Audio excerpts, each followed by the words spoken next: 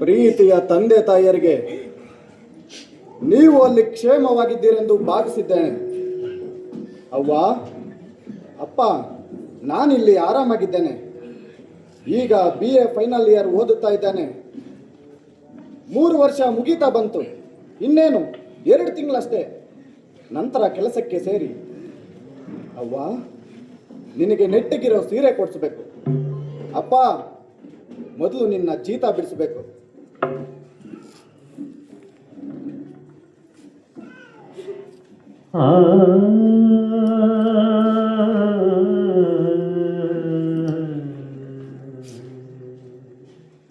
ಇಂತಿ ತಮ್ಮ ಪ್ರೀತಿಯ ಮಗ ಮಹದ.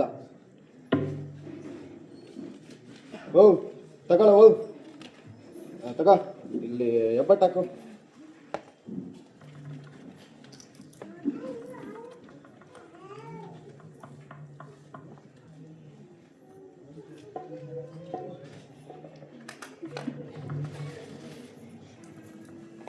ನಾನು ಬರ್ತೀನವು.